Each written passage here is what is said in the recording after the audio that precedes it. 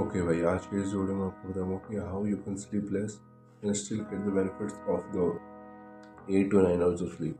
मतलब अगर आपका वर्क और आपको स्लीप को मैनेज करना है, दोनों चीज़ों को, और आप कोई सी भी एक चीज़ को मैनेज नहीं कर पा रहे हो, मान लो कि आपका वर्क ओवरलोड थोड़ा सा ज़्यादा है और आप मान लो 12 बजे तक आपका सब कुछ काम हो चुका है और आपको नेक्स्ट डे 7 बजे उठना है, मतलब 7 बजे उठना है। क्या करेंगे आप? फर्स्ट ऑफ ऑल, अगर आपके पास क्वांटिटी नहीं है स्लीप की, मतलब if you are not getting 8 to 9 hour of sleep, आप क्या करो, अपनी क्वालिटी पर फोकस करो।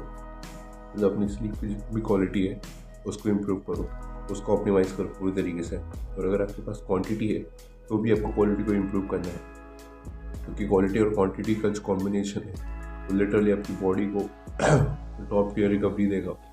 तो फर्स्ट ऑफ ऑल मैं इसके कुछ रूल्स बता देता हूँ।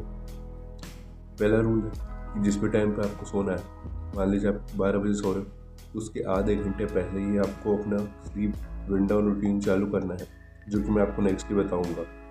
तो आप कोई से भी एक टाइम पिक कीजिए जिस दिन, और मेक श्योर कि ये जो चीज़ मैं आपको बता रहा हूँ आप अपना डेली बेसिस मत करो, इसको तभी करो जब आपका वर्क ओवरलोड हो चुका हो, मतलब ज़्यादा काम हो और आपको स्लीप कम मिल रही हो एक्सीडेंटली, कुछ सीरियस रीजन के कारण। But on A daily basis try करो कि 8.5 आवर्स तो स्लीप आप पाओ।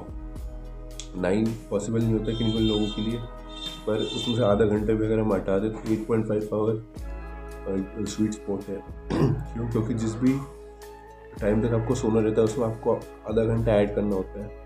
मतलब 9 घंटे अगर आप सो रहे थे तो आपको 8.5 आवर या फिर 8 आवर की क्वालिटी स्लीप मिल रही थी, और अगर आप 8 बजे सोओगे तो आपको 7.5 की मिलेगी। तो आप क्या करोगे कि 8.5 आवर्स ऑफ स्लीप लोगे, आधा घंटा आपको सोने में भी तो लगेगा, फिर 15 मिनट सोने में और 15 मिनट उठने में। मतलब बेसिकली जो भी आपका टाइम होता है ना सोने का, circadian rhythm, no not circadian rhythm but जो भी आपका सोने का साइकिल है टाइमिंग वाला, उसमें आपको 1 घंटा एक्स्ट्रा ऐड करनी पड़ता है। बेसिकली आधा घंटा एक्स्ट्रा और आधा घंटा पहले, मतलब सोने के पहले आधा घंटा और उठने के आधा घंटा। इससे क्या होगा कि आप उठने में, मतलब सोने में भी आधा घंटा लगाओगे और उठने में भी आधा घंटा लगाओगे, तो उसके बीच का जो टाइम है ना वो होता है स्लीप, प्रॉपर स्लीप जहाँ पे आपकी रिकवरी होती है। तो इस क्वांटिटी वाले की हम नेक्स्ट में बात करेंगे। पहले हम बात करते हैं क्वांटिटी कम और क्वालिटी कैसे इंप्रूव करें।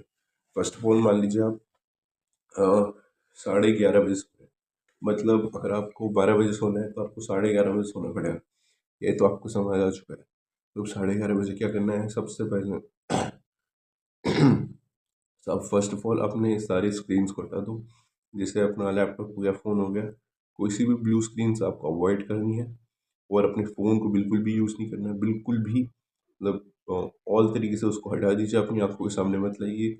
उसके बाद सेकंड स्टेप है कि अपने रूम की खिड़कियाँ दरवाजे सब बंद कर दीजिए। मतलब कोई सा भी लाइट सोर्स हो, जैसे कि अभी खिड़की इधर से लाइट आ रही है, तो मैं क्या करूँगा, इस पर पर्दा लगा दूंगा या फिर इसको ढक दूंगा, जिससे कि इस पर रोशनी ना आए मेरे रूम में।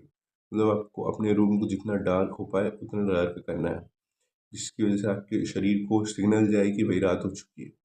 क्योंकि इन द पास्ट टाइम जब हमारे पूर्वज थे वो सोते थे, तो उनको पूरी तरीके से कुछ भी नहीं दिखाई देता था, वहाँ पे कोई लाइट का सोर्स नहीं होता था एक्सेप्ट फायर। तो आपको भी उसी को रिप्लिकेट करना है। आपको अपने रूम को जितना डार्क हो सके उतना डार्क करना है।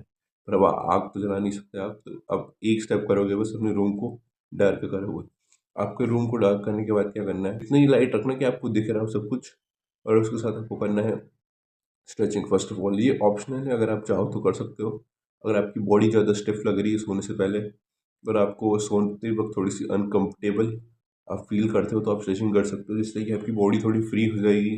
और आपको सोने में वो स्टिफनेस रहती है ना बॉडी में, कि आप बार बार इधर उधर मुड़ रहे हो, वो नहीं होगी आपको, और आप रिलैक्स तरीके से सो पाओगे।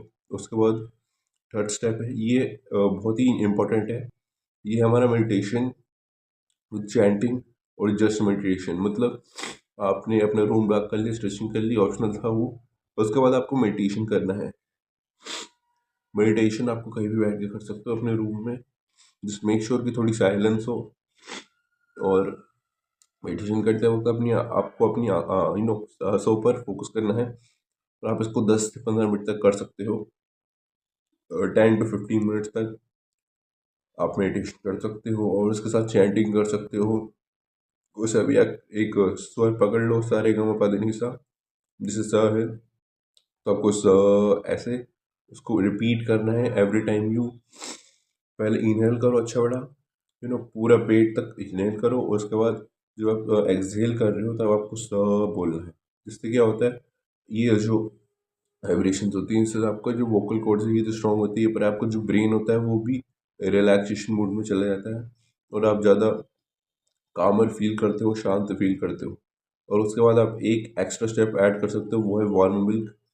वार्म मिल्क आप इसलिए ऐड करो क्योंकि वार्म मिल्क पीने के इंस्टेंटली बाद आपको नींद आना शुरू हो जाएगी, मतलब उसका इफेक्ट काफ़ी जल्दी दिखता है, जस्ट लाइक अ ड्रग, कि उसको पीने के बाद आपको नशा हो जाता है। उसी तरह जब आप वार्म मिल्क पियोगे तो आपको नशा तो नहीं होगा, पर आपको स्लीप अच्छी आएगी।